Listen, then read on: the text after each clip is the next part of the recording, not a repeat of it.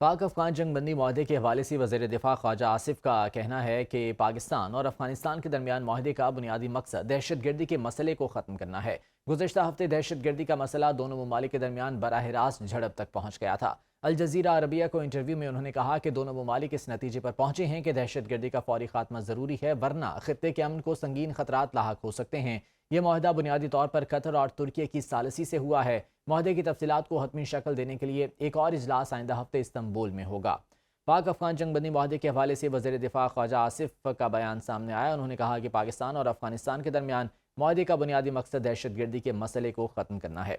तफसीलात जान लेते हैं। डिप्टी ब्यूरो चीफ इस्लामाबाद गजाला नौरीन हमारे साथ मौजूद हैं। गजाला, बताएगा वज़ीर दिफा की जानिब से क्या कहा गया इस ज़िमन में?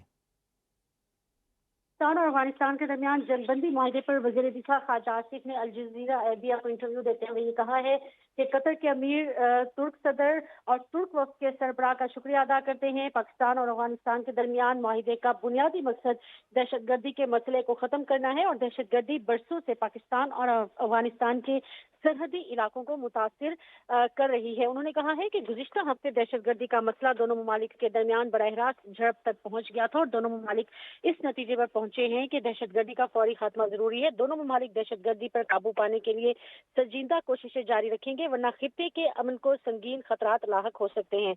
ये माहिदा बुनियादी तौर पर कतर और तुर्की की सालसी से हुआ है और माहिदे की तफसीलात को हतमी शक्ल देने के लिए एक और इजलास आइंदा हफ्ते इस्तांबुल में होगा। वज़ीर दिफा ने मजीद कहा कि अफगान वज़ीर दिफा ने तस्लीम किया कि दहशत गर्दी ही हमारे ताल्लुकात में तनाव की असल वजह है, जिसे अब काबू में लाया जाएगा।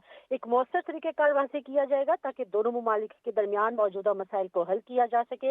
माहदे की तफसीलात पर इस्तांबुल में इतफाक किया जाएगा। कतर और तुर्की की मौजूदगी इस माहिदे पर जी। बज़ाते खुद जमानत है और हमने गुज़िश्ता बरसों में बड़े पैमाने पर जानी और माली नुकसान उठाया है। उम्मीद है कि अब अमन लौटेगा और पाकिस्तान और अफगानिस्तान के ताल्लुकात मामूल पर आ जाएंगे। अफगान मुहाजिरीन के हवाले से उन्होंने कहा कि जो अफगान मुहाजिरीन के पास कानूनी वीज़े और कागजात हैं वो पाकिस्तान में रह सकेंगे। बहुत बड़ी तादाद ऐसी है जिनकी कोई दस्तावेज नहीं, इसलिए उनकी वापसी जारी रहेगी। पाक अफगान बॉर्डर का इस्तेमाल भी बाज़ाब्ता होना चाहिए, जैसा कि दुनिया के दीगर ममालिक में होता है। खदशात के खात्मे के हवाले से कुछ कहना कबल अज़ वक्त है कि हम 100% मुतमईन हैं। हमें आने वाले हफ्ते और महीनों में देखना होगा कि माहदे पर कितना अमल दरामद होता है। वज़ीर दिफा ने कहा कि उम्मीद है कि इस माहदे के बाद दोनों ममालिक अच्छे ताल्लुकात के साथ आगे बढ़ सकेंगे। बरादर ठीक है। मुल्क कतर और गजाला तुर्की नौरीन, की बहुत शुक्रिया इस बारे में तफसीलात से आगाह कर रही थी। NCCIA के डिप्टी डायरेक्टर मोहम्मद उस्मान के अगवा के खिलाफ दरख्वास्त पर समाअत। इस्लामाबाद हाई कोर्ट ने NCCIA के डिप्टी डायरेक्टर के बाजियाबी के लिए 3 दिन की मोहलत दे दी। अदालत ने रिमार्क दिए कि अगर पुलिस डिप्टी डायरेक्टर को 3 दिन में बाजियाब ना करा सकी तो सेंट्रल डायरेक्टर NCCIA और IG इस्लामाबाद खुद पेश हों। दौरान समाअत मकवी की पटिशनर अहलिया रोजीना उस्मान के भी लापता होने का इंकशाफ हुआ।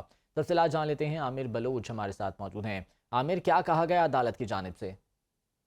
आज देखिए 14 अक्टूबर को रावलपिंडी से अगवा होने वाले जो NCCI के डायरेक्टर थे, डिप्टी डायरेक्टर, उनके हवाले से इस्लामाबाद हाई कोर्ट ने NCCI के जो डिप्टी डायरेक्टर हैं उनको बाजियाब कराने के लिए 3 दिन की मोहलत दी है और कहा है कि अगर पुलिस 3 दिन में बाजियाब ना करा सकी तो सेंट्रल डायरेक्टर NCCI और IG इस्लामाबाद खुद अदालत में पेश हों। और दौरान समाअत मकवी के जो पटिशनर हैं अहलिया उस जो रोजीना उस्मान है, उन्होंने भी लापता होने का इंकशाफ किया है, उनके भी लापता होने का इंकशाफ हुआ है। और जो इस्लामाबाद हाई कोर्ट के जस्टिस मोहम्मद आजम खान है, उन्होंने मकवी की अहलिया रोजीना जो उस्मान है उनकी दरख्वास्त पर आज ये समाअत की है। और जो रिजवान अब्बासी हैं उन्होंने आज ये कहा है कि मुझे नहीं मालूम कि पटिशनर कहाँ है, खदशा है कि कहीं इन्हें भी ना उठा लिया गया हो।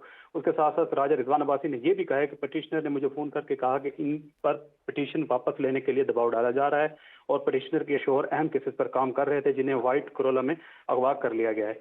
रिजवान अब्बासी ने यह भी मौका अपनाया कि अब पटिशनर का फोन भी ऑफ जा रहा है और उनसे रब्ता भी नहीं हो पा रहा। इसके लिए उन्होंने इस्तदा किया कि डायरेक्टर NCCA और IG इस्लामाबाद को तलब किया जाए। और जो पुलिस है, पुलिस ने मौका इख्तियार किया कि हमारे कोशिश है कि आज शाम तक ही बाजियाब कराएं, लेकिन अदालत से इस्तदा है कि 7 दिन की मोहलत दी जाए। जिसके ऊपर रिजवान अब्बासी ने कहा है कि जो CCTV फुटेज है उसमें ऐसी मशकूक गाड़ी में अगवा किया जिसकी नंबर प्लेट ही जैली है।